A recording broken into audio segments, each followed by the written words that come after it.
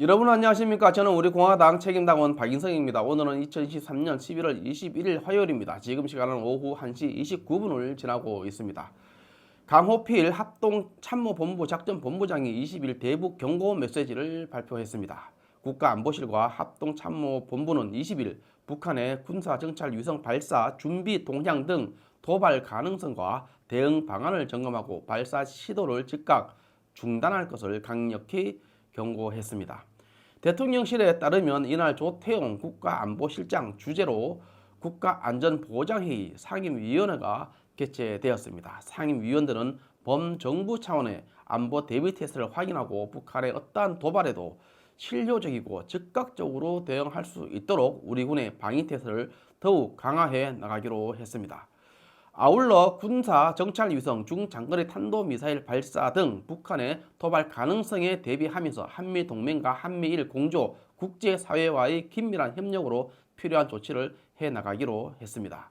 회의에는 조 실장을 비롯해 신원식 국방부 장관, 박진 외교부 장관, 김영호 통일부 장관, 김규현 국가정보원장, 방기선 국무조정실장, 김태호 NSC 사무처장, 인성환 국가안보실 2차장 등이 참석했습니다.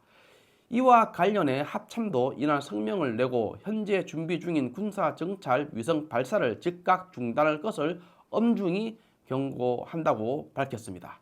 합참은 강호필 작전본부장이 발표한 대북 경고 메시지를 통해 북한이 한미동맹과 국제사회의 거듭된 경고에도 불구하고 군사정찰 위성 발사를 강행하고 있다며 이같이 역설했습니다.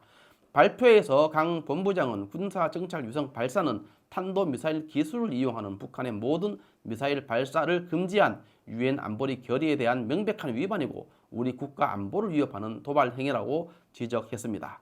앞서서 북한은 지난해 30여 회에 걸쳐 70여 발의 탄도미사일을 발사했고 올해에도 30발의 탄도미사일을 쏘아 올렸습니다. 군사 정찰 위성은 지금까지 2번 발사에 실패했고 이르면 이번 주 내에 3차 발사를 시도할 것으로 알려지고 있습니다. 강 본부장은 또 북한은 9.19 군사 합의도 유명무실화했다며 2019년 11월 창린도 해안포 사격을 시작으로 중부 전선 감시 초소, 총격 도발, 북방 한계선 이남으로의 미사일 발사, 수도권 지역으로의 소형 무인기 침투 등 명시적으로 위반했다고 설명했습니다. 이어 해안포 포문 폐쇄를 매년 100여 회에서 1000여 회씩 위반해 현재까지 누적된 위반 행위는 약 3,400회에 이르고 있어 합의 수준에 대한 그 어떤 의지도 없다는 것을 분명히 보여주고 있다고 부가해서 설명했습니다.